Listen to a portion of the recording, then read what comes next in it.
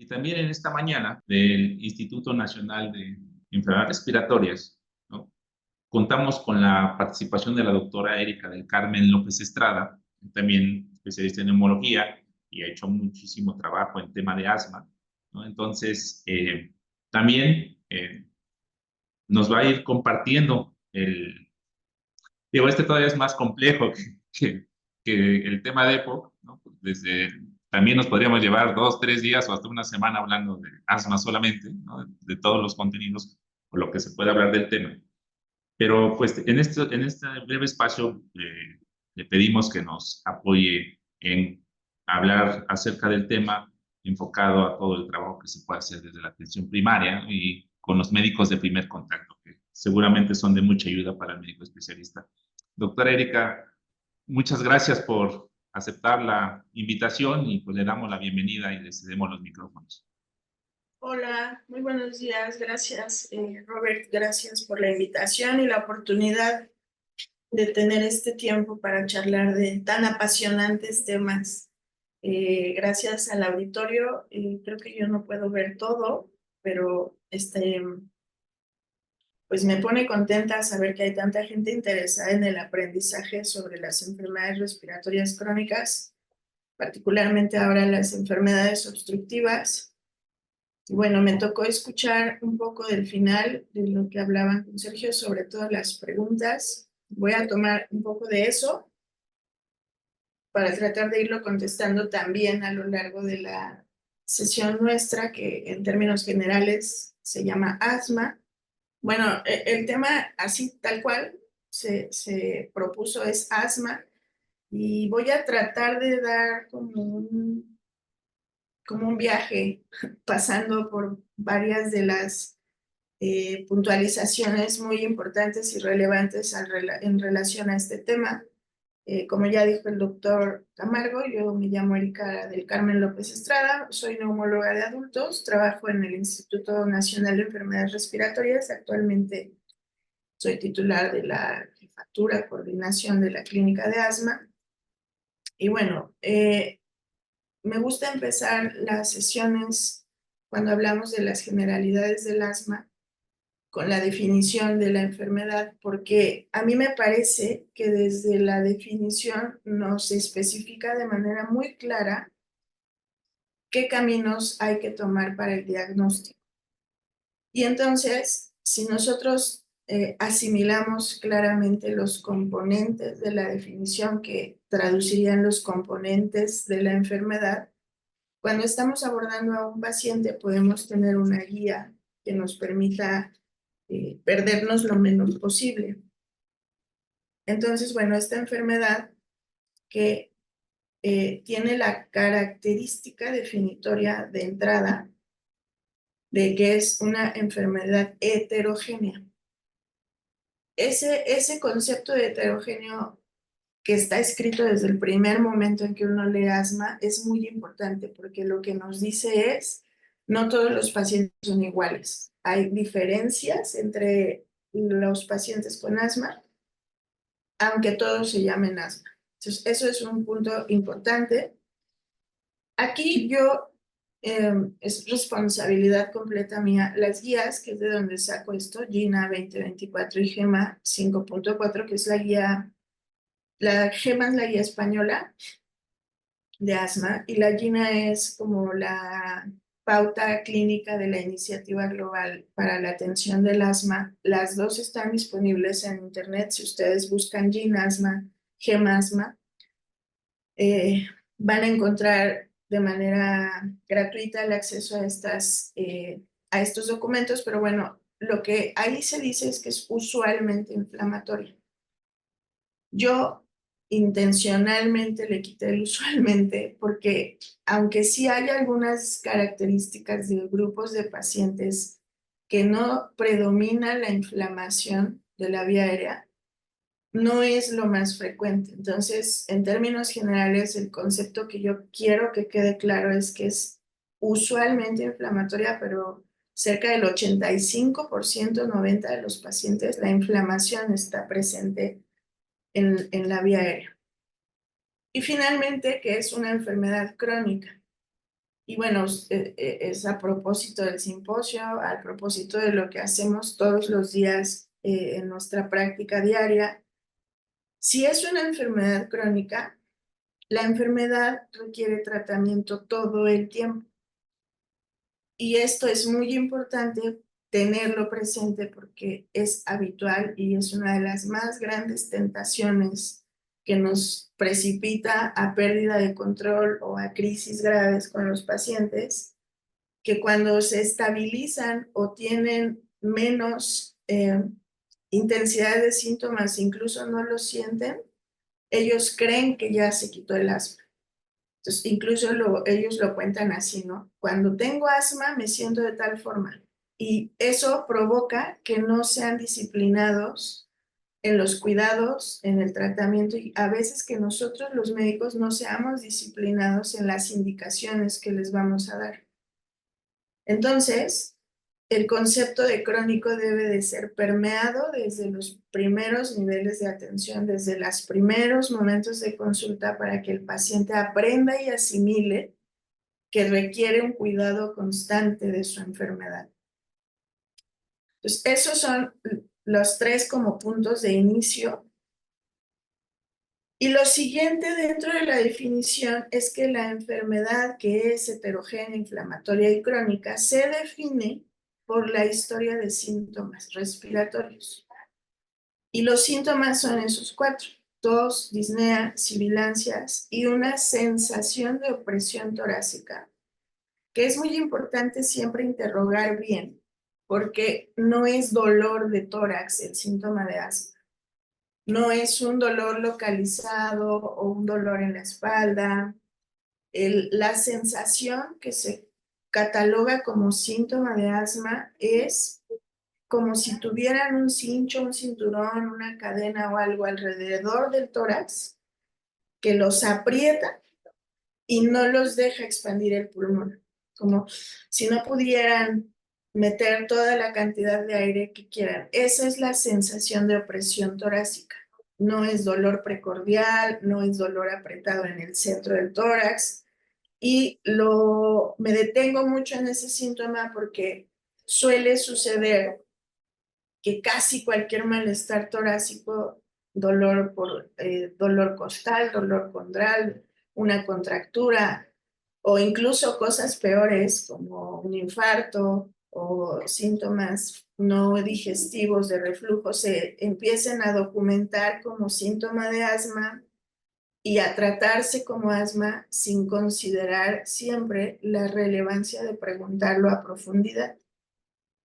Entonces, estos síntomas, todos disnea y sibilancias en general, son fáciles de identificar y tienen los 4 la característica principal que nosotros y ustedes les invito a buscar siempre, que son variables en frecuencia e intensidad a lo largo del tiempo. Es decir, a veces están los 4 muy intensos, sobre todo cuando están sin tratamiento, cuando suspenden el tratamiento, cuando están en una crisis. Pero a veces solo hay 2 o 3 síntomas y puede ser que sean leves solo en ejercicio y periodos largos que no aparezcan, o puede ser que todo el tiempo tengan los 4 síntomas, más en la noche que en el día. Entonces, a eso se refiere la variabilidad y es relevantísimo en la evaluación del paciente con asma interrogar la variabilidad porque en términos generales, el asma se podría parecer mucho al EPOC en algunas cosas. Ya ahorita que lo empiecen a ver más, se darán cuenta que en realidad son muy diferentes.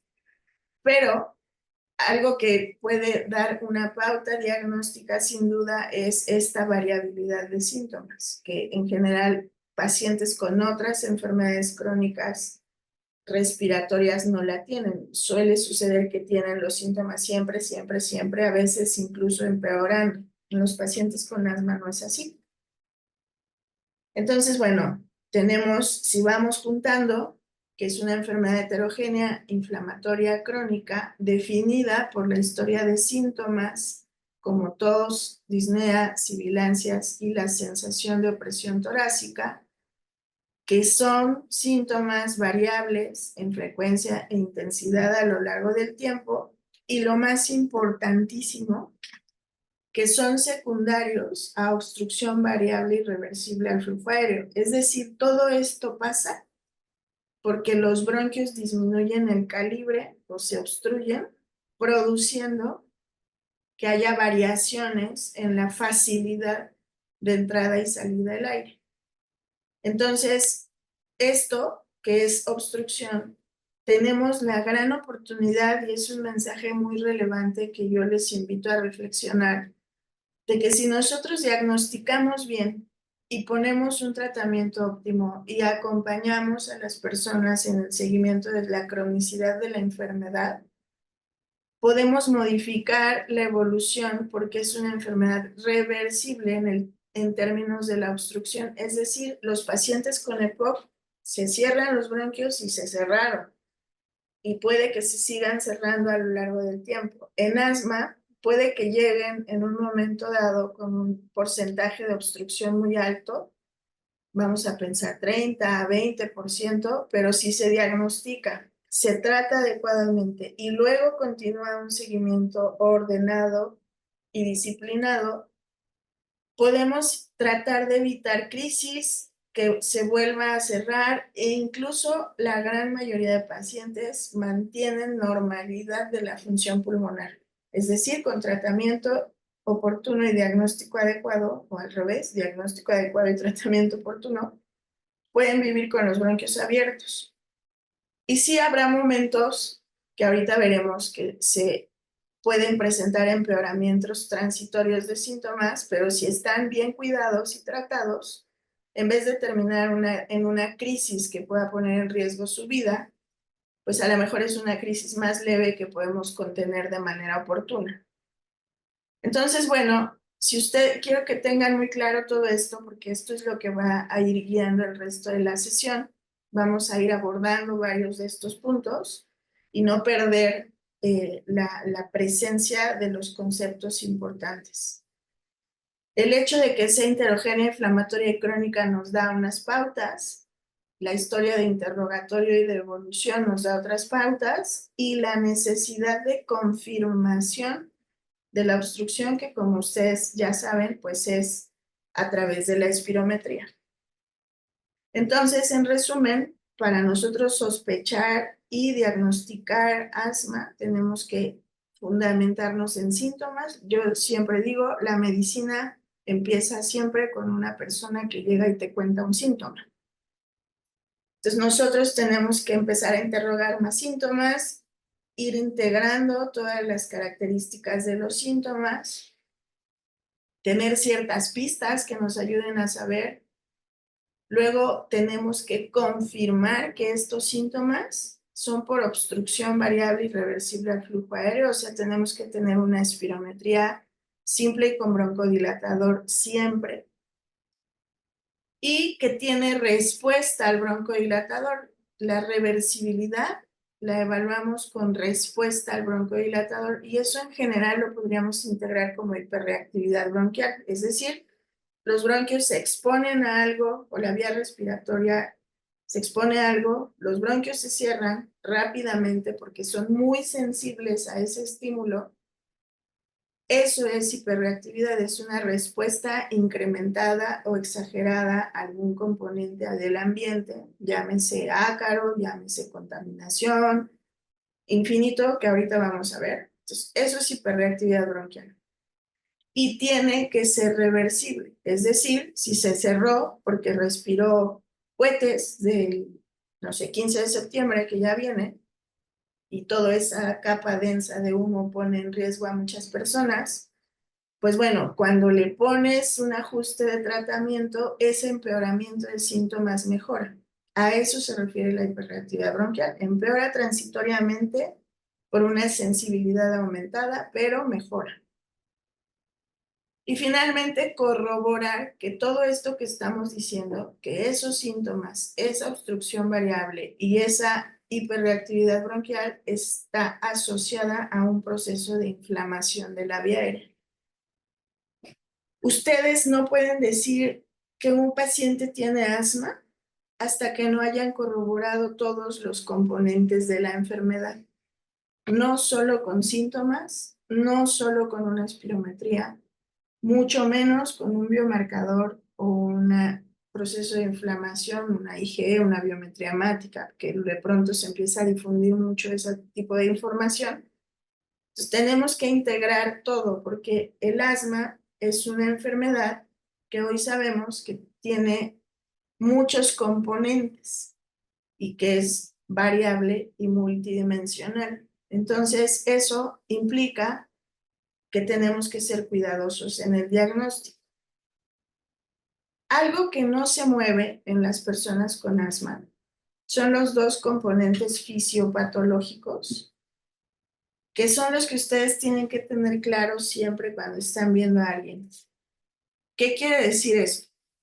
Los síntomas, la obstrucción, la hiperreactividad y la inflamación son el resultado de la exposición del epitelio respiratorio a un montón de desencadenantes ambientales, como se no, muestro aquí. ¿Cuáles desencadenantes? Pues pueden ser alérgenos, todos los que se les ocurran. Pueden ser infecciones virales o bacterianas, por eso la vacunación es tan relevante siempre en los enfermos respiratorios. Contaminación y bueno, humo de tabaco, no, ya no digamos vapeadores y todas estas cosas que les digo que pues en México tan festivos, pero la respiración del polvo, de la pólvora, en todas estas cosas es bastante adversa. O humo de leña, carbón, petróleo o contaminación propia de incremento de partículas nocivas en el aire que respiramos todos, o si explota el popo, una fumarola. Todas esas cosas son exposiciones de la vida. Todo el tiempo, todos nosotros estamos respirando eso, más conscientes o menos conscientes. Pero a los pacientes con asma, el respirar eso les produce broncoconstricción por dos causas. La vía aérea se inflama y se cierra en esto que yo les describí como hiperreactividad bronquial. Este esquema de la derecha que estoy mostrando y señalando es un corte transversal de bronquio que intenta demostrar cómo la luz del bronquio normal, que es donde está mi flecha, pues se ve limpia, abierta, libre. Luego está el epitelio respiratorio cilíndrico pseudoestratificado con células caliciformes productoras de moco, no se olviden. Y hay una que otra célula por ahí en la submucosa y luego está la capa de músculo liso. Esto es normal. Una persona con asma que respira cualquiera de estas cosas genera un daño que se hace crónico, como ya dijimos, y que produce episodios de broncoconstricción, que es el músculo cerrándose. La manifestación de la hiperreactividad bronquial es la broncoconstricción, músculo que se cierra, y produce inflamación, que es lo que aquí se trata de ejemplificar ilustrando un espacio debajo de la submucosa más grande, con más células que están llegando aquí a este lugar, con depósito de material fibrinoide y colágena abajo de la submucosa, que esto puede hacer que cicatrice si no actuamos pronto, con células inflamatorias adentro de la luz bronquial y con placas de moco que se pegan sobre el epitelio, lo cual resulta en una disminución muy grande. Si se dan cuenta aquí, el espacio que queda para el paso libre del flujo aéreo, pues es casi nulo. Esto puede variar. Yo no traigo en esta clase algo espirométrico específicamente, pero sé que ustedes saben espirometría. Los grados de obstrucción pueden variar, la respuesta al broncodilatador puede variar y hay criterios muy específicos para decir si responde o no responde. Es importantísimo que eso lo tengan presente, pero al final de cuentas a los pacientes con asma lo que sucede es que el tratamiento que nosotros pongamos va a ayudar a limpiar un poco las células y el moco, o sea, a desinflamar va a tratar de evitar que se deposite material en la submucosa para endurecer y tratar de evitar que haya obstrucción fija, que le llaman o le llamaban antes. Es decir, que ya no responde al broncodilatador. Y tratar de mantener a los bronquios estables, digamos, no con esa tendencia a estarse cerrando y cerrando y cerrando.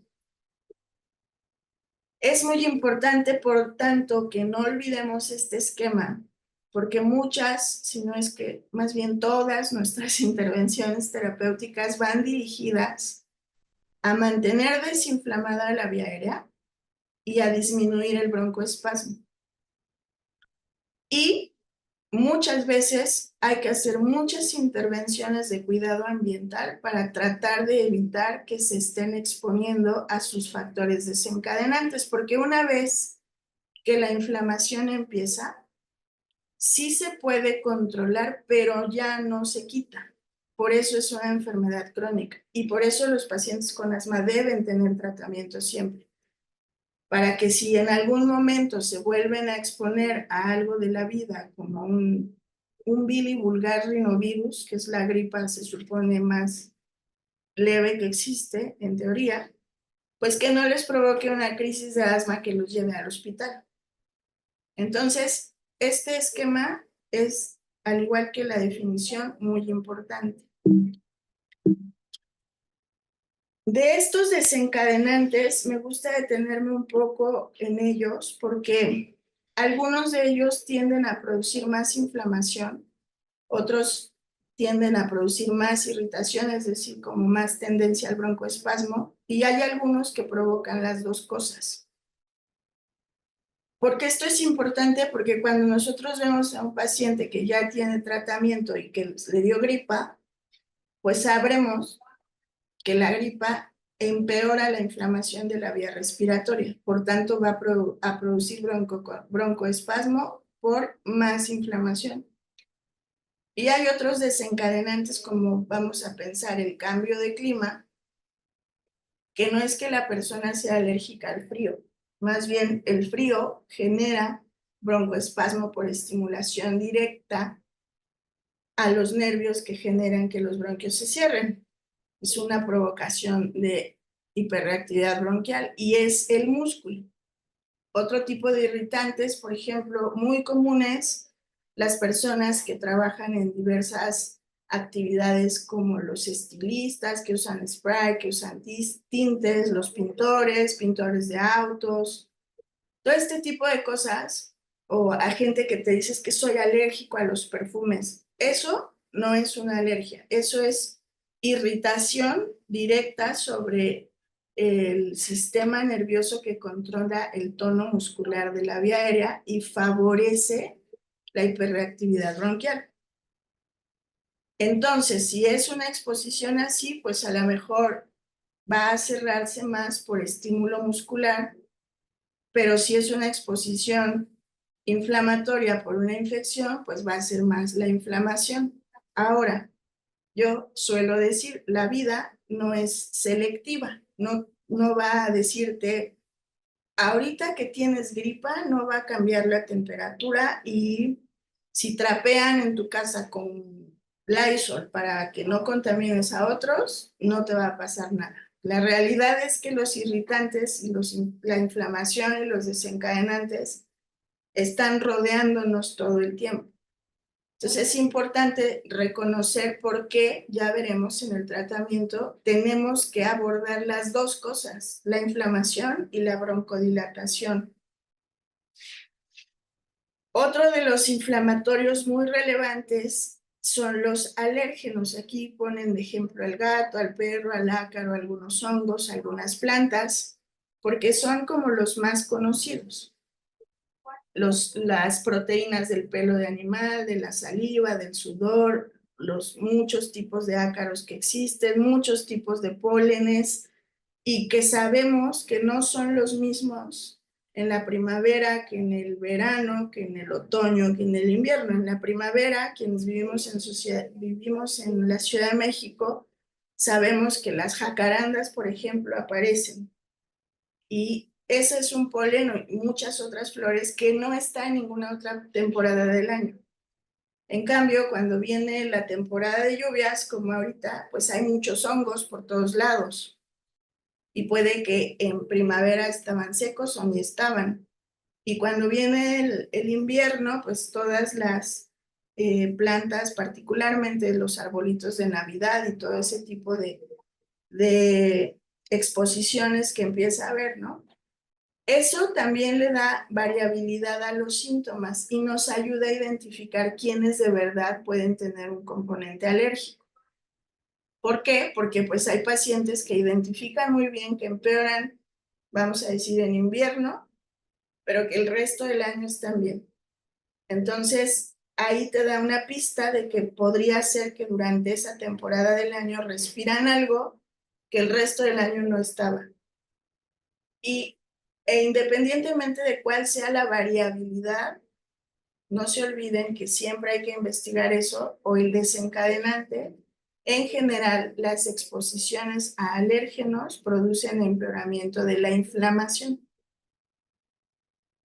Y aquí este ejemplo del pintor de autos que está ahí con cubrebocas, por fortuna, pero que no son la mayoría, representa algunas exposiciones laborales. Esta es una de ellas, pero hay otras tantas: carpinteros, panaderos, soldadores, pintores de otro tipo, ¿no? De autos, albañiles, todas esas personas que tienen una exposición a algún agente químico específico que produce lesión inflamatoria. Entonces, esto es ejemplificando algunos desencadenantes que son importantes porque a veces hay que preguntarlos directamente. Muchas veces el paciente no sabe o no se le ha ocurrido pensarlo. Entonces, es nuestra responsabilidad, una vez que estamos abordando las causas de broncoespasmo, de inflamación, de síntomas de esta persona, identificar por qué sucede. Acá ya pusimos el ejemplo del clima, el frío. O sea, una cosa es el cambio de temperatura y otra cosa es el clima frío, los irritantes por aromas y ejercicio. Si ustedes recuerdan, es muy común que los síntomas de asma, de hecho es una clave de diagnóstico, tiendan a ser más presentes durante el esfuerzo. Podría ser que sentados o en reposo no tengan tantos síntomas, pero cuando intentan hacer esfuerzos sí se presentan síntomas. Eso es, en términos generales, porque cuando uno hace ejercicio e hiperventila, o sea, respira uno más rápido, tiene uno taquipnea, conforme va haciendo más esfuerzo, más taquipnea, eso traduce hiperventilación, se seca la vía respiratoria y produce degranulación de mastocitos y, por tanto, produce broncoespasmo. Esa es la causa de por qué los pacientes tienden a tener síntomas durante el ejercicio.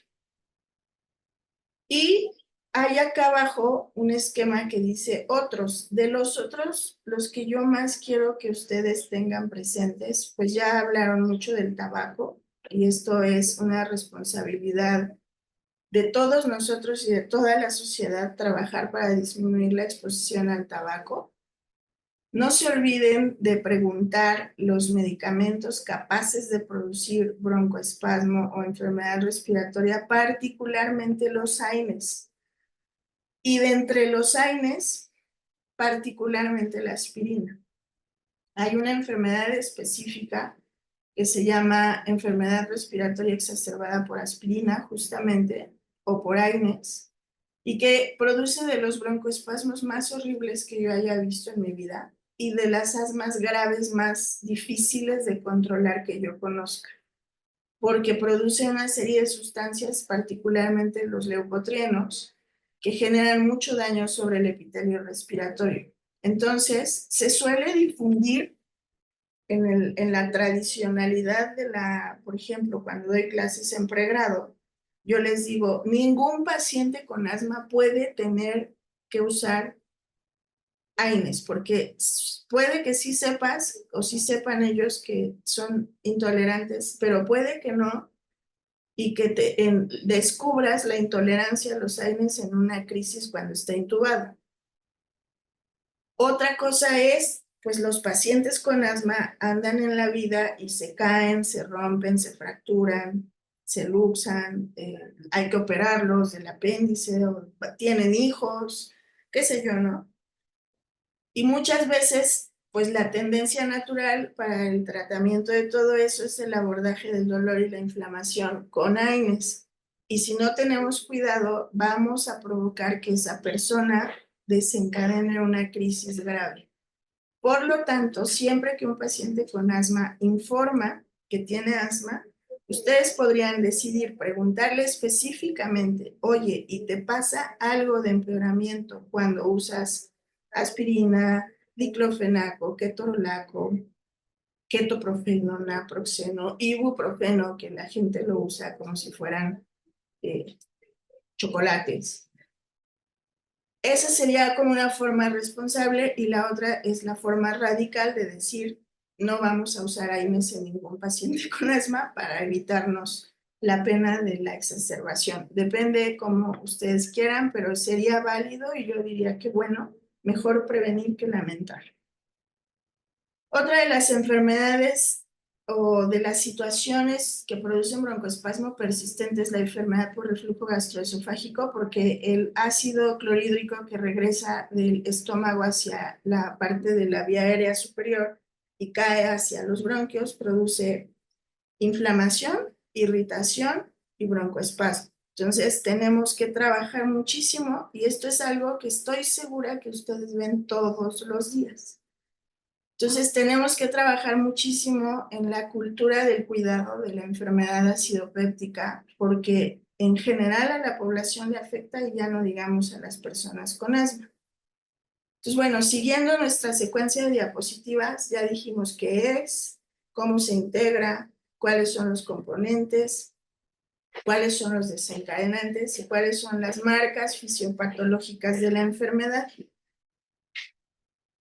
Después de tener muy claro eso, lo siguiente que hay que tener muy claro, les decía en parte de la definición, es que es una enfermedad heterogénea. Lo que quiero que quede muy presente de esta diapositiva en el concepto actual del asma es que asma ya no se considera una enfermedad única, es un concepto que se ejemplifica como un concepto sombrilla o paraguas, le dicen. Y que la idea de esto es que cuando tú abres el paraguas, cubre un montón de espacio más de lo que se vería si solo lo averiguas cerrado. Un paraguas cerrado, pues, entre menos espacio ocupe, mejor. Pero a la hora que abres el paraguas, ocupa mucho espacio y abajo se puede contener mucho. Ese es el concepto actual del asma. Cuando abrimos el concepto, tenemos que englobar cómo se comportan los síntomas, qué tan frecuente tiene exacerbaciones o crisis de asma, cómo está en general su función pulmonar, sus espirometrías, y cómo y qué tipo de inflamación tiene. Nos preguntamos a qué edad empezó la enfermedad, si es alguien que tiene síntomas de asma desde la infancia, la niñez, o si es alguien que empezó a tener síntomas de asma después de los 30 años. Porque todo esto nos va a ir dando las pistas para hacer una clasificación que hoy se conoce como fenotipos y endotipos o fenoendotipos, que es algo que ustedes pueden leer como medicina de precisión o terapia dirigida en el asma. Es decir, no toda la gente va a estar bien con el mismo tratamiento a las mismas dosis. Habrá momentos en los que haya que ajustar una cosa, habrá momentos en los que haya que ajustar otra, y siempre vamos a estar monitoreando esto: síntomas, exacerbaciones, función e inflamación. En esta diapositiva del concepto paraguas, que es original de la doctora Sally Wenzel hace ya varios años, ella clasificó así: en fenotipos clínicos se llamaban, que era inicio temprano, eosinofílico, obesidad y neutrofílico, y luego hizo varias como subdivisiones: asma alérgica TH2, leve, moderada o grave, que es la de inicio temprano; la eosinofílica, que tiende a ser de inicio tardío y acompañarse de otras cosas como la alergia e intolerancia a la aspirina; la obesidad, que también puede ser de inicio tardío, y este tipo de combinaciones nos dan ciertas pautas de abordaje. Pero conforme fue pasando el tiempo y la evolución de los conceptos del asma, la investigación nos enseñó que lo que está detrás de todo eso novedoso que ejemplifican con un paraguas de todo lo que contiene son los descubrimientos de la inflamación en los pacientes con asma. Cada vez se ha ido describiendo más quiénes participan en ese proceso de inflamación. Y a través del estudio de la expectoración inducida, es decir, una prueba en la que se provoca que el paciente con asma expectore y luego se analiza en términos microscópicos, se describieron 4 fenotipos inflamatorios. Uno, el asma alérgica, que está representada aquí en azul. Perdón, en verde no tendremos tiempo de describir a profundidad cada uno, pero ese es, digamos, una de las fenotipos inflamatorios. El otro es el asma eosinofílica, que está en este cafecito. El otro es la llamada asma neutrofílica, que es la azul. Y el otro es el asma pausigranulocítica, que es esta como rojito claro. Cada una de estas tiene la participación de cierto tipo de células e interleucinas. Y si vamos describiendo en términos del epitelio, este es el epitelio, arriba, con sus pelitos, sus células caliciformes. Cuando viene un alérgeno, lastima el epitelio y se inicia el proceso de la presentación de antígeno a través de la célula dendrítica, se sensibiliza la persona y el TH0, el linfocito TH0, se transforma en linfocito TH2 para estimular a la célula B a producir anticuerpos en contra de este alérgeno. Este anticuerpo es la IgE, y ese mismo camino es el que lleva, cuando el alérgeno estimula, a la degranulación de mastocitos. Miren, aquí se ve, sobre todo cuando ya tiene segundo contacto, tercer contacto con la sustancia que lo sensibilizó, pues ya entra el alérgeno y se va directo sobre el mastocito. El mastocito se degranula y de sus principales sustancias dañinas son la histamina. La histamina produce broncoespasmo. Entonces, la vía alérgica está marcada por la inflamación T2 con producción de IgE en contra de este anticuerpo y de granulación de mastocitos. Pero cuando el TH0 se convierte en TH2, se estimulan otras cosas porque se producen estas interleucinas, que es la 4, la 13 y la 5. Y cada una de ellas se va a hacer diferentes averías en diferentes partes del epitelio. La interleucina 5 estimula la llegada de eosinófilos desde la médula ósea hasta la vía aérea, es decir, favorece la maduración, migración y la vida larga de los eosinófilos. Y además les ayuda, o sea, les va marcando como el camino para decirle de aquí de la médula ósea a donde te vas a dirigir es a la vía aérea, a los bronquios, para que sueltes ahí sustancias tóxicas y produzcas lesión. Eso hace la interleucina 5.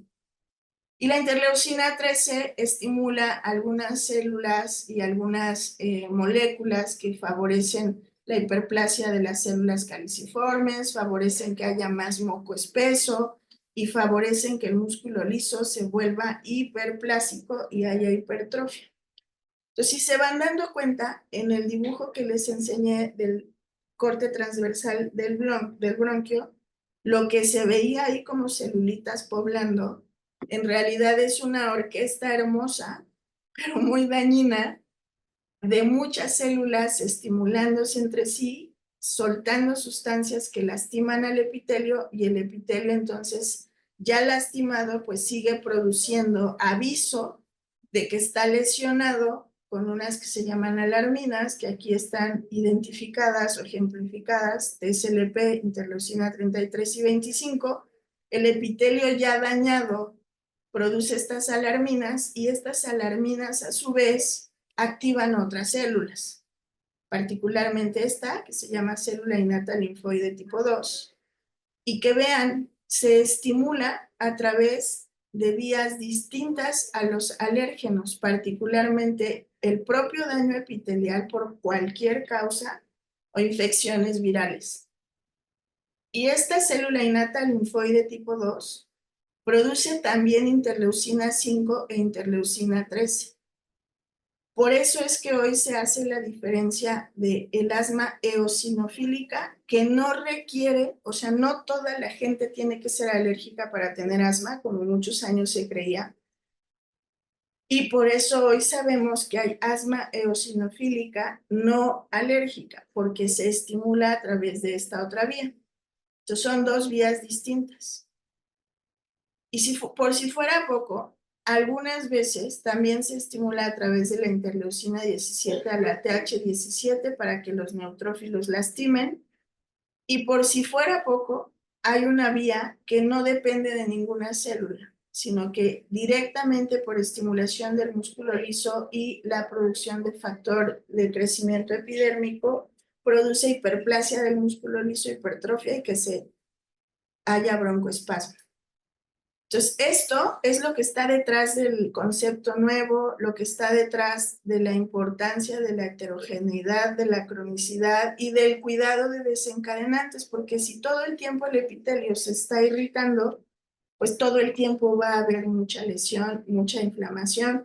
Esto es algo que, como yo les decía, una vez que empieza ya no se va y no podemos seguir permitiendo que los pacientes con asma sigan creyendo que suspender el tratamiento cuando no tienen síntomas es buena idea. O que dar un poquito de tiempo, un broncodilatador que solo nos va a atender al músculo, es el tratamiento del asma, cuando estamos siendo conscientes de todas las células y los procesos bioquímicos que están implicados en la enfermedad. Entonces, en términos generales, para no atorarnos demasiado, este esquema viene en otra de las referencias que puede ser muy útil para ustedes, que es una guía incluso diseñada para ser leída en México en primer nivel, que es la guía mía, que se llama Manejo Integral del Asma. Entonces ahí pueden leer un poco más a profundidad estas cosas, pero es importante tener la claridad de la diferencia en fenotipo y endotipo. Fenotipo y endotipo los juntamos y entonces nos va a dar, ay, Dios, ya me fui, nos va a dar estas características. Vamos a saber si es una persona que inició temprano. Con todo lo que les dije de los síntomas, vamos a evaluar el comportamiento de síntomas, vamos a saber si tiene asociación con obesidad o con muchas exacerbaciones, y luego vamos a evaluar su función, y luego vamos a evaluar la inflamación, que es la diapositiva distinta, y cada una de estas vías tiene estos que acá abajito dicen biomarcadores. Biomarcadores son como las pistas que el epitelio respiratorio te da para que tú puedas integrar cuál es la vía inflamatoria más presente que está causando daño en esa persona con asma en ese momento. Entonces, los pacientes que son claramente alérgicos, sus biomarcadores son algunos. Los pacientes que son T2 eosinofílicos, sus biomarcadores son otros. Y en la neutrofílica y la pausigranulocítica no tenemos biomarcadores accesibles aún. Feno es fracción exhalada de óxido nítrico, que es una prueba estandarizada que se hace en la mayoría de los laboratorios de enfermedades respiratorias, sobre todo en centros especializados en atender enfermedades respiratorias o asma grave. Los eosinófilos son los eosinófilos séricos con una biometría hemática a los cuales podemos tener acceso, y la IgE total y de preferencia específicas para saber exactamente a qué es alérgica una persona.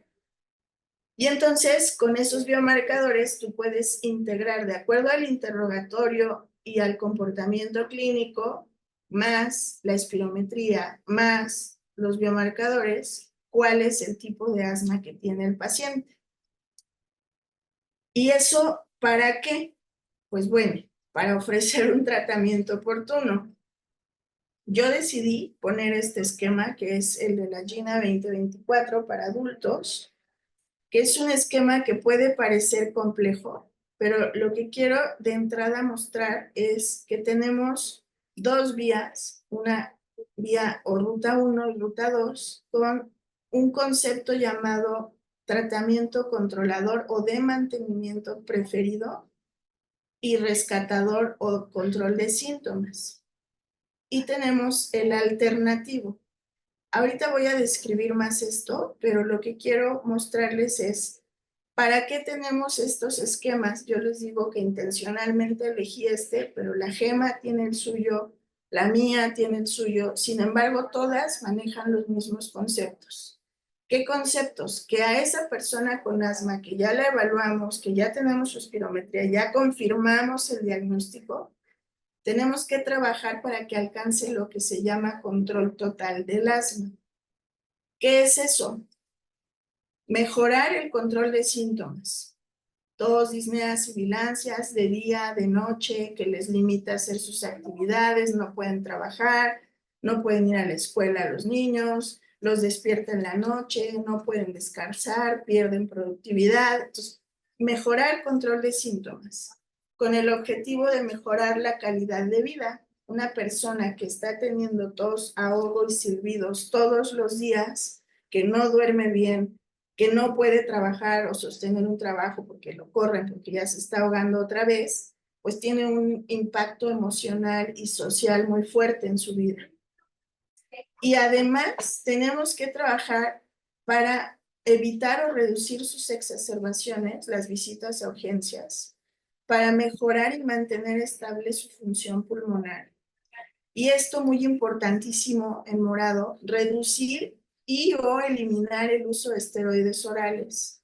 Una de las cosas que nosotros más vemos cuando recibimos pacientes con asma es que resulta facilísimo que por una sola vez que cualquiera de nosotros le recetó a un paciente esteroides sistémicos y aprendió que eso le ayuda a bajar sus síntomas, entonces ellos solitos empiezan a automedicarse los esteroides sistémicos, orales la mayoría de las veces, prednisona la mayoría de las veces, pero el otro que resulta ser un poco necio de aparecer es la dexametasona, porque también es muy común que cuando un paciente con asma se exacerba y creemos que necesita antibiótico, le damos ceftriaxona y con dexametasona no sé muy bien para qué. Entonces, esa combinación terrorífica del mal, de la ceftriaxona con dexametasona, los pacientes se dan cuenta y entonces empiezan a usar dexametasona para controlar el asma. Entonces, es un reto muy grande en el que estamos involucrados todos, porque nos llegan un montón de pacientes con efectos crónicos de enfermedades asociadas al uso persistente de los esteroides sistémicos. Osteoporosis, fracturas, diabetes, hipertensión, cataratas, entre otros. Entonces, el control del asma no solo es que hoy respire bien o que no le sirve el pecho. El control del asma es todo esto que metimos en esta cajita y que las referencias distintas nos lo ponen como objetivos del tratamiento. ¿Qué es lo que queremos? Pues alcanzar el control actual de qué o cómo está definido el control actual. Pues por ausencia de síntomas, actividad cotidiana normal, cero o mínimo uso de medicación de alivio y función pulmonar normal. O sea, un paciente con asma siempre debe de tener evaluación de la función pulmonar. Y no solo es alcanzar eso, sino reducir el riesgo futuro. ¿Definido por qué? Por evitar pérdida de la función pulmonar, ya sea que esté reducida desde el principio. Cuando nos llegan acá a la clínica de asma ya con FEV1 de 40, pues a veces por más que les hagamos 500 millones de cosas, incluso que les pongamos biológicos, ya no recuperamos esa función pulmonar. Entonces está en las manos de todos evitar que la persona llegue a esos niveles de obstrucción. Y la otra es que si de por sí llegó, vamos a pensar, a 50, pues a partir de ese momento es la responsabilidad de quien lo está viendo que no pierda más función, o sea que por lo menos se quede como estaba. Evitar exacerbaciones. Es muy penoso que la gente se siga muriendo por asma cuando es una enfermedad que se puede tratar de manera bastante accesible en términos generales. Es muy penoso ver mujeres embarazadas que tienen crisis de asma durante el embarazo y que se mueren ellas y hay que sacar al producto, o que tienen muchas complicaciones y tienen partos prematuros. O sea, el asma atraviesa todas las fases de la vida y tenemos que estar conscientes de eso. No podemos seguir permitiendo exacerbaciones. Y bueno, cuidar los efectos adversos del tratamiento. Entonces, con estos objetivos que metemos todos en esta cajita, tenemos esta estrategia, que básicamente se divide en tratamiento de mantenimiento, que aquí se llama controlador, y tratamiento de alivio, que aquí se describe como rescate. El tratamiento del asma, por lo tanto, tiene esos dos conceptos, que los sumamos a los dos conceptos previos. Es decir, cuando tú tratas asma, sabes que hay inflamación y que hay broncoespasmo. Por lo tanto, tienes que buscar medicamentos que desinflamen y que eviten el broncoespasmo. Esos medicamentos en asma son los desinflamatorios, los esteroides inhalados, y los que evitan el broncoespasmo son los broncodilatadores. De los broncodilatadores, como quitan el broncoespasmo, esos ayudan a aliviar los síntomas porque son muy rápidos y rápido abren el músculo y la persona se siente mejor. De los broncodilatadores, hay broncodilatadores de acción larga y de acción corta. Los de acción larga son el formoterol, que aquí les estoy señalando con la flechita, y por acá en las otras rutas tenemos a otros que serían el salmeterol, el bilanterol principalmente. Entonces, ¿por qué están divididas las rutas? Porque resulta que este formoterol, que es un broncodilatador de acción larga, también actúa muy rápido. A los 2 o 3 minutos ya está haciendo efecto. Por lo tanto, esta ruta es una ruta que nos dice, con tu tratamiento que vas a elegir para el control o el mantenimiento, si escoges uno que tenga esteroide más formoterol, ese mismo tratamiento le va a ayudar a aliviarse o rescatarse cuando por alguna razón los síntomas se empeoren. Ejemplo, es una persona con asma que está en el paso 3 con ICS, significa esteroide inhalado, más formoterol, vamos a ponerle nombre, budesonida más formoterol. Y va muy bien, sin síntomas, sin crisis, espirometría normal, etc. Pero se va al Zócalo porque es el último grito de Andrés Manuel. Y entonces, en medio de los fuegos artificiales, le vienen los síntomas. Pues puede sacar su dispositivo que usa todos los días y ponerse sus dosis de rescate. Pues esta ruta dice que se controla y se rescata con un dispositivo único que trae al mismo tiempo adentro el broncodilatador, que es el formoterol, que actúa rápido pero tiene vida larga, y el esteroide inhalado. Esa es la diferencia entre la ruta 1 y la 2. Esta es la 1. Y la 2 es la ruta que dice, tú puedes escoger cualquier otro broncodilatador de acción larga y esteroide, fluticasona o mometasona, salmeterol o fluticasona o bilanterol fluticasona, que son las combinaciones, pero como esos no tienen acción inmediata, la persona, además de tratarse con eso, tiene que tener su rescatador. Y su rescatador, el más conocido, es el salbutamol, es el SABA, el beta agonista de acción corta, que Tú te aplicas salbutamol 2 o 3 inhalaciones y a los 3 minutos ya los bronquios se están abriendo.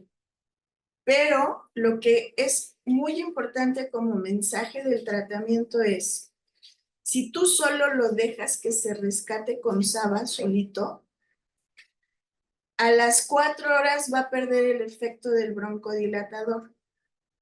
Y si ya venía inflamado y se sigue inflamando, pues a las 4 horas la inflamación va a hacer que se vuelva a cerrar. Y entonces el paciente, ¿qué va a hacer? Pues se va a volver a poner salbutamol. Y va a abrir tantito los bronquios, pero van a pasar 4 horas otra vez y se va a volver a cerrar. Y así sucesivamente hasta la crisis de intubación. Por eso es que la ruta 2 dice, el rescate, cada vez que el paciente se ponga un rescate con salbutamol o broncodilatador de acción corta, tienes que decirle que se ponga un shot de esteroide inhalado. Y entonces ahí quizás ya tendría que usar 2 dispositivos. La idea básica de todo esto es, no se puede rescatar solo con broncodilatador, ni de acción corta ni de acción larga. Tiene que tener broncodilatador para el control agudo y crónico del broncoespasmo y tiene que tener siempre esteroide para el control de la inflamación. Y lo más común es que los pacientes cuando ya se sienten bien, sobre todo los que tienen asma leve, empiecen a suspender el tratamiento. Entonces, nosotros tenemos que trabajar mucho, primero, teniendo claras estas diferencias que no sé si lo logré transmitir, ya lo veremos ahorita, sabiendo elegir cuál tratamiento queremos de acuerdo a las características del paciente, si lo vamos a mantener con un solo dispositivo que trae las 2 cosas o si le queremos dar un controlador distinto más el rescate por separado, está bien, siempre y cuando lo que ustedes le digan al paciente es que tiene que usarlo. Y bueno, ya los pasos, en la ruta 1 viene paso 1 más 2, que dice formoterol más dosis baja de esteroide cuando el paciente tenga síntomas. El paso 3 dice dosis bajas de esteroide, el paso 4 dice dosis medias o intermedias y el paso 5 es el asma grave. Aquí dice, podrías darle dosis altas de esteroide o ponerle tiotropio, que es el anticolinérgico de acción larga, pero lo ideal es que si el paciente entre el paso 4 y el 5 no se controla, que mejor lo manden a una clínica especializada para realizar la profundidad de la investigación del fenotipo, porque podría requerir un tratamiento diferente a solo esteroides y broncodilatadores. Entonces, es importante que al menos hasta el paso 4 ustedes dominen perfecto, que identifiquen todas las guías, Gina, Gema, Mía, tienen tablitas cuando hablan del tratamiento en donde te dicen cuáles son los esteroides inhalados disponibles. Mía, que es mexicana particularmente, pues se concentran los esteroides disponibles en México, los broncodilatadores de acción corta, de acción larga, y entonces te dice ahí mismo en la tablita de esteroides, esta es la dosis media, esta es la dosis alta y esta es la dosis baja. Yo suelo decir, no está por demás tener cerca, cuando vemos a un paciente con asma, esas combinaciones para poder hacer la elección. ¿Por qué? Porque dependiendo del nivel de control, si tú lo pusiste en paso 3, cuando lo vuelvas a ver, quizás requieras llevarlo a paso 4, o quizás requieras, estaba en 4 y pasarlo a 3, o quizás pasarlo a 1 más 2. Entonces, este tratamiento, que es igual de potencialmente variable que la enfermedad, tiene el mismo sentido siempre. No pueden olvidar los objetivos de tratamiento, no pueden olvidar lo que se mete a la cajita y vamos cambiando o subiendo, bajando o arreglando cosas del tratamiento dependiendo la situación de cada paciente. En la ruta 2, lo que yo les decía, la diferencia es paso 1 y 2 están separados. En el paso 1 es cuando cada que se ponga salbutamol tiene que usar esteroide inhalado, sí o sí. Y el paso 2 es el esteroide inhalado a dosis baja de mantenimiento solito. En el paso 3 ya se emparejan, esteroide más LABA en el 4 es dosis, perdón, en el 3 es dosis bajas, en el 4 dosis medias y en el 5 otra vez, mejor referencia. Entonces, esos son los conceptos generales del tratamiento y acá abajo tenemos algunas alternativas que son, yo las voy a mencionar, pero casi que no quiero. Pero una alternativa es el bloqueo del receptor del leucotrienos, que es el más famoso, es el Montelukast. Pero el Montelukast tiene dos alertas de la FDA bastante intensas que está asociado a complicaciones psiquiátricas y psicoemocionales muy intensas, depresión, ansiedad e intentos de suicidio. Entonces, cuando ustedes decidan usar Montelukast, intenten tener un argumento tan sólido que les justifique exponer a una persona a ese tipo de potenciales efectos adversos y sobre todo no lo dejen para siempre. O sea, si lo ponen, pues seguramente será por un tiempo y después de ser posible hay que retirarlo. Y el otro punto es la famosa terapia de sensibilización a alergenos, que es muy conocida como vacunas, que no son anticuerpos monoclonales, esos son el paso 5. Esta es la clásica vacunas contra los alérgenos, pero que no se puede usar a menos que el paciente esté controlado. Es decir, cuando ya tiene su tratamiento inhalado y ya más o menos está estable y está seguro de que tiene asma alérgica, ahí le podrían iniciar algo. Pero si no se controla, no es una opción de tratamiento. Y finalmente hay que ser cuidadosos porque entre más años tenga la persona o más alérgenos tenga positivos, va a ser menos eficaz la terapia de sensibilización. Entonces también hay que identificar a tiempo quienes sí podrían beneficiarse de eso y mandarlos al alergólogo. Voy a avanzar porque una vez que tú ya pusiste al paciente en uno de estos pasos y que lo vas a empezar a seguir, existe una propuesta que también saqué de Gina, a la cual yo le llamo círculo virtuoso, porque te dice de manera muy precisa lo que vas a hacer cuando vuelvas a ver al paciente. De entrada te dice, evalúa, ¿y qué vas a evaluar? Pues lo que está aquí. El diagnóstico siempre es algo que tenemos que estar seguros de que es asma. ¿Cómo están sus síntomas? ¿Cómo están sus factores de riesgo? Si se sigue exponiendo, si sigue fumando, si sigue cortando pasto o lo que sea que esté detonando la inflamación. Si tiene enfermedades asociadas que pueden empeorar el asma, les platiqué del reflujo, les platiqué de la EREA, la obesidad es otra que nos importa atender en el asma.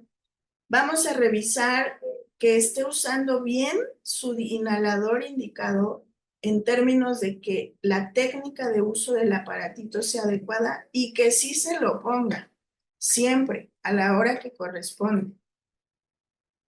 Y finalmente, en la evaluación siempre hay que tener un ratito para platicar con el paciente y poder hacer acuerdos en donde tanto ellos como nosotros nos pongamos en orden con el mismo objetivo, explicarle que los esteroides inhalados no le van a hacer mayor problema, que entre más los use, menos dosis va a requerir, encontrar cómo minimizar la corticofobia y el desconocimiento de la enfermedad. Entonces vas a evaluar todo eso y luego te dice el círculo virtuoso, ya que evaluaste y encontraste por dónde está el problema, ajústalo. Y entonces el ajuste podría ser tratar de identificar o tratar mejor el ERG, que es intentar acomodar lugares. Creo que es uno de los pecos más grandes que vivimos todos los médicos, el tema de la obesidad. Tratar la rinitis, tratar las exposiciones ambientales en la medida de lo posible, buscar estrategias no farmacológicas para que, por ejemplo, no se les olvide su dosis, ¿no? Que se pongan alarmas, que lo hagan en el momento más, no sé, al despertarse siempre o cuando salen de bañarse, o sea, buscar estrategias que permitan favorecer la adherencia. Buscar herramientas de educación y entrenamiento para los dispositivos, para el conocimiento de desencadenantes, para el conocimiento de la enfermedad y Fíjense, hasta el último, la mayoría de las veces es mover el medicamento. Es decir, mucho del trabajo que hay que hacer con asma no es darle más dosis o volverle a cambiar o ponerle más salbutamol. Mucho del trabajo en asma está en el resto de los puntos a tratar. Entonces ya encuentras, haces tu estrategia de intervención, decides en dónde ajustar y lo revisas. Dice revisar respuesta, depende, 3 meses, 2, según lo que tú encuentres con cada persona. ¿Y qué vas a revisar? Pues lo que metimos en la cajita. ¿Cómo están sus síntomas? ¿Cómo están sus exacerbaciones? ¿Cómo está la función pulmonar? ¿Cómo están los efectos adversos del medicamento? ¿Qué te cuenta el paciente esta vez? Si es un niño, que te cuentan sus papás de cómo pasó esta temporada de tiempo, y vuelves a empezar, ¿no? Aquí te va a reportar cómo resultó la crisis, la intervención de la consulta pasada, y entonces tú vuelves a hacer lo mismo. Evalúas todo, encuentras qué es lo que hay que ajustar y cambias. A veces es muy sencillo. A veces, la gran mayoría de las veces, no lo es.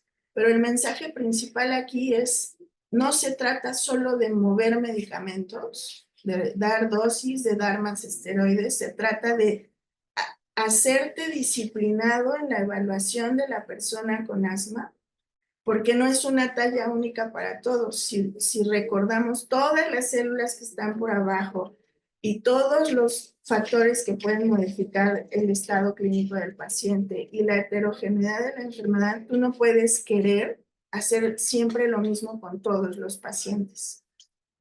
Y eso, en resumen, es muy importante, porque lo que solemos hacer es, como si todos fueran del mismo color, les hacemos lo mismo y les damos el tratamiento igual a todos, ¿no?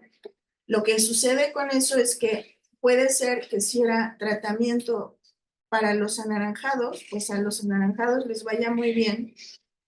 A los azules, que era solo uno, le va a funcionar a la mitad, o sea, puede que tenga menos síntomas, pero siga teniendo crisis. Y a los morados no les va a servir para nada.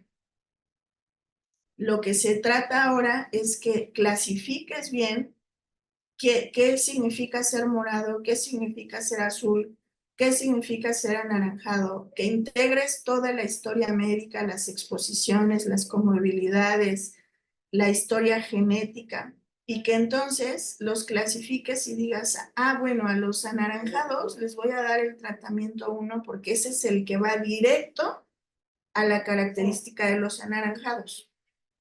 A los azules les voy a dar otra cosa y a los morados les voy a dar otra cosa. Vamos a ponerlo en términos prácticos. Tal vez el anaranjado es control de comorbilidades, ¿no? Control de ERGE, control de rinitis, control de obesidad, y eso le va a ayudar más que subirle el esteroide. Vamos a pensar que a los azules el objetivo es repasar la técnica de inhalación y trabajar en adherencia hasta que logres que realmente use bien su aparatito y se lo ponga siempre. Y a los morados, quizás, esos sí son los que hay que subirle esteroides, y hay que entonces empezar a pensar por qué ya está en el paso 4 en dosis media y no se controla.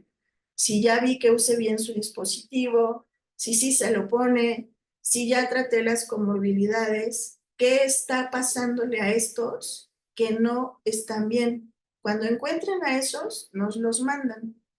Pero la mayoría de los pacientes van a ser los otros, los que requieren un ajuste de comorbilidad, que les expliques otra vez cómo usar su medicamento, que les digas el beneficio de hacer ejercicio, de hacer dieta, de salir de los entornos contaminadores, etcétera. Y por tanto es responsabilidad nuestra, de ustedes, conocer cómo se usan los dispositivos, conocer las diferentes marcas, conocer las técnicas, conocer cuándo referir a los pacientes para tratar la comorbilidad, etcétera. El abordaje personalizado, este es un esquema que nosotros usamos mucho en términos de biomarcadores cuando vamos a elegir terapia biológica, son los pacientes del paso 5. del asma grave, pues conecto el teléfono, que se los pongo solo para que se den una idea si tienen curiosidad, también les puedo dar la referencia, pero el asma es súper apasionante porque no solo es eso otro que les acabo de decir, sino el estudio molecular e inmunológico muy específico.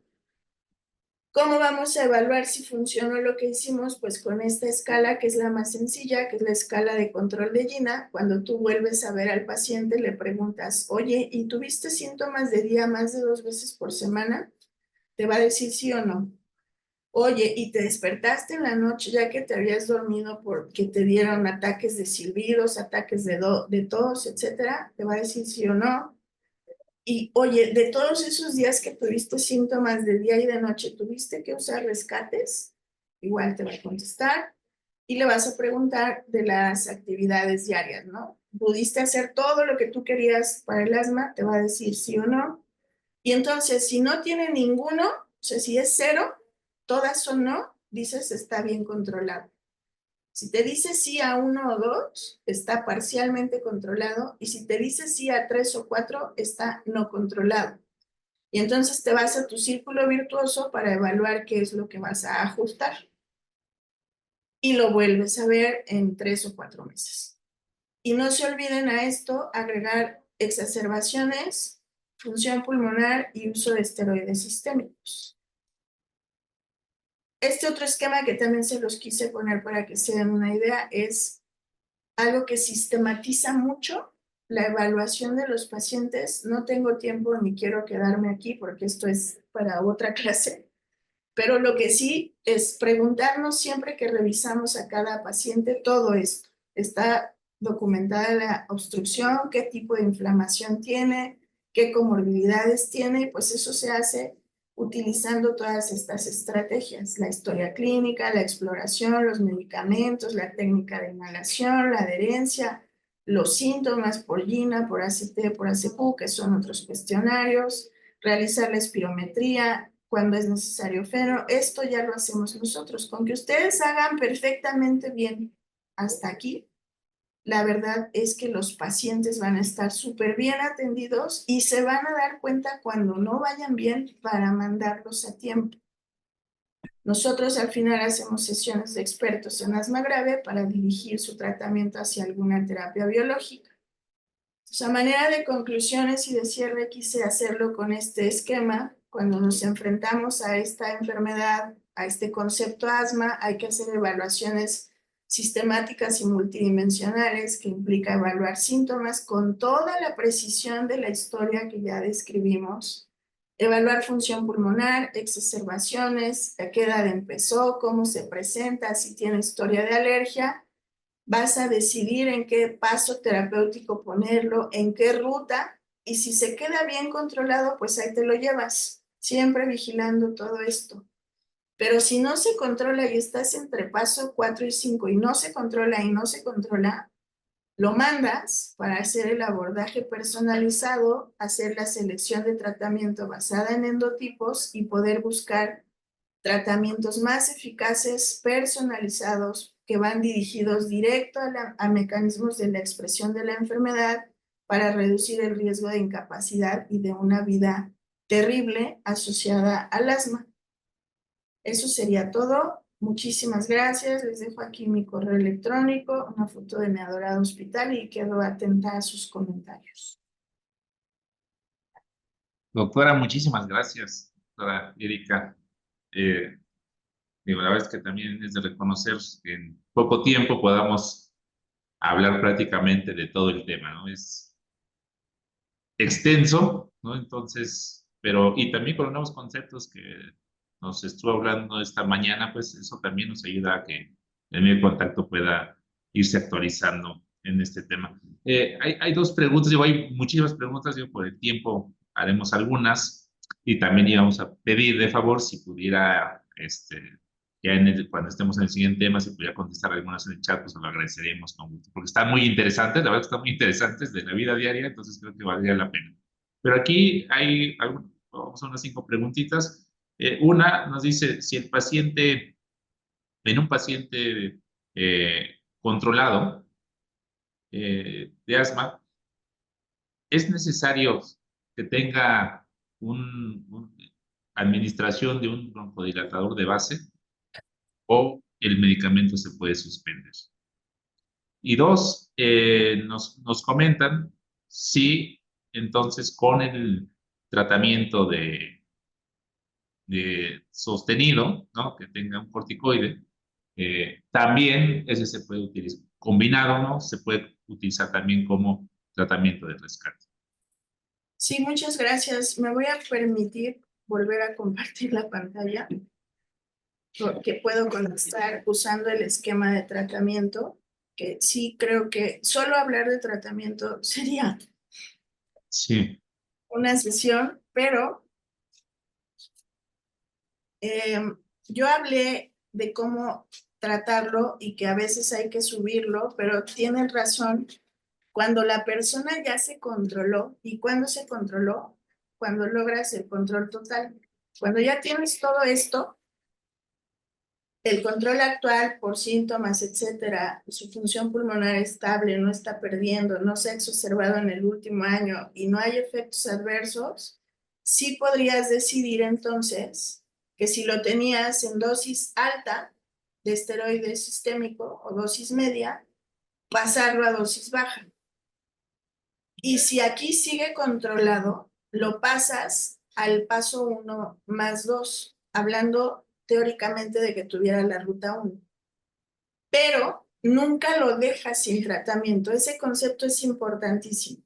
No le dices, ahora como ya estás muy bien y llevas 2 años sin crisis y etcétera, etcétera, ya te quita el medicamento.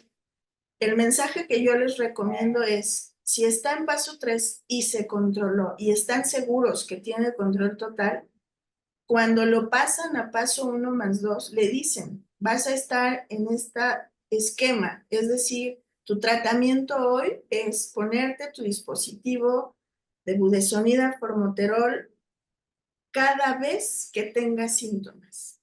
Puede ser que no tengas síntomas en un año, pero puede ser que el 12 de diciembre en la villa te dé síntomas. Entonces, llevas tu dispositivo siempre contigo, porque ya dijimos que el asma es crónica y tiene tratamiento siempre, aunque lo usen poquito, llevan siempre su dispositivo porque nunca saben cuándo lo van a usar. Entonces, el mensaje no es decirle, te quito el tratamiento porque ya estás bien. El mensaje es decirle, vas muy bien y ahora podemos usar el tratamiento solo en caso de síntomas. Es distinto porque a la gente no se le queda metido en la cabeza que lo puede suspender, sino que sabe que cualquier día los síntomas pueden regresar. Y entonces ese día, en vez de espantarse, la gente se asusta mucho. No sé quiénes de ustedes algún día hayan tenido alguna cosa similar a un síntoma de asma, pero la gente se asusta mucho de no poder respirar, de la tos horrible, de las flemas, etcétera. Entonces, si ustedes le dicen esto podría volver a aparecer, más que espantarlos es enseñarles a saber cómo reaccionar. Y en vez de que los agarre desprotegidos y les entre el miedo despavorido, pues que saquen su aparatito, lo preparen y se lo apliquen. Y se lo aplican 2 dosis, 3 dosis. Y si de verdad era para estar en paso 1 más 2, con eso va a ser suficiente. Si empieza a necesitar más, quiere decir que algo ya se descontroló y que tiene que regresar al paso 3. ¿Estoy clara? Entonces, esta dinámica de subir y bajar tiene un sentido completamente dirigido a mantener el tratamiento siempre en la dosis que el paciente necesite. Eso es por un lado. Por otro lado, sí existen dispositivos con esteroide inhalado y en dosis variables más formoterol. Solo el formoterol es el que se utiliza en dispositivo único. Budesonida formoterol o beclometasona formoterol es el otro. Y solo los que tengan formoterol pueden funcionar como de mantenimiento y de alivio, que antes se llamaban control y rescate. Cuando estás en la ruta 2, ahí sí tiene que tener su dispositivo, vamos a decir, de salmeterol fluticasona, más su dispositivo de rescatador, que podría ser salbutamol. Entonces es importante ese concepto para que no se les olvide la diferencia. Eso es lo que yo contestaría. Muchas gracias, doctora. También nos comentan, el médico de primer contacto, o sea, sí puede manejar todo el paciente hablando desde su diagnóstico, su sospecha diagnóstica, diagnóstico, tratamiento y seguimiento, porque, bueno, todavía está habiendo algunas preguntas, ¿no? Pareciera que algunos médicos de primer contacto todavía tienen idea de, a lo mejor sospecho, pero con la simple sospecha ya se lo manda el especialista, ¿no? Aunque pudiera hacer más cosas él dentro de su consultorio teniendo las herramientas necesarias, ¿no? Entonces ahí esa pregunta, ¿qué les Sí, puede comentar? creo que el primer contacto es muy valioso para nosotros. Digo, yo soy neumóloga y además trabajo en el instituto solo con pacientes con asma. Si yo me ubico solo en el papel de neumóloga, no, de especialista, no de, vamos a decir, asmóloga, a mí sí me ayudaría que ustedes puedan tener la solidez del abordaje del paciente, es decir, sospecharlo y por lo menos pedirle la espirometría y ponerle tratamiento inicial. Y si ven que no es suficiente o que no tienen la herramienta para el diagnóstico, pues sí referirlo. Pero la enfermedad y los pacientes con asma son bastante nobles. Si ustedes hacen una asimilación profunda del conocimiento de lo que les dije, leen un poco más, creo que la mía es una guía bastante aterrizada a la situación nacional, más la GEMA, más la GINA, más los cursos que puedan tomar. Es una enfermedad noble y bastante bonita de tratar que yo pienso que sí se podría. Pero si algo se sale del control, del círculo virtuoso, algo no te late, no lo pudiste diagnosticar, está desaturado, por ejemplo, en ningún momento en esta enfermedad hablamos de desaturación, porque eso no pasa en los pacientes con asma. Si el paciente se desatura, es que o no tiene asma o tiene una crisis muy grave. Entonces ahí ni dudes en mandarlo. Pero el asma de paso leve, le decimos nosotros, que llega más o menos hasta el paso 3, creo que es bastante accesible de que ustedes la puedan manejar teniendo todas las herramientas. Si no tienen tratamiento, si no tienen espirometría, pues mejor lo refieren. Muy bien, doctora. Bueno, digo, por muchísimas gracias por su participación. La verdad es que todavía quedan muchísimas preguntas que pusieron en el Ahorita, chat. ahorita me quedo igual un ratito aquí y voy contestando en el chat. Claro que sí, doctora, se le agradece muchísimo. Digo, por gusto queremos hacer estos foros para que el médico de primer contacto pues, pueda interactuar con el experto, ¿no? Y sobre Claro, todo, algo que todavía nos dan los libros, ¿no? Que es la experiencia, ¿no? Digo, sí leo, sí, ¿no? Pero ya la experiencia marca esa diferencia, ¿no? En el qué hacer y en el bien hacer cuando ya tienes al paciente en un centro de salud o un hospital comunitario o regional, ¿no? Entonces, totalmente. También les voy a volver a compartir el correo antes de despedirme y si quieren mandarme alguna cosa ahí, alguna pregunta, algún lo que sea, con toda confianza. Eh, no tiene que ser ahorita, nada más me dicen estuve en tal curso y yo les contesto lo que ustedes necesiten, les mando bibliografía, lo que sea. muy bien. Muchísimas gracias, doctora Erika del Carmen López. Digo, bastante eh, nutrida la asistencia y también muy concreta, sucinta la presentación por la magnitud o la cantidad de información que podemos estar trabajando en torno a las. Muchas Entonces, muchísimas gracias, gracias. Roberto. Gracias, al contrario, un gusto. Hasta luego, Un mucho. placer tenerla aquí, doctora. Gracias. Eh,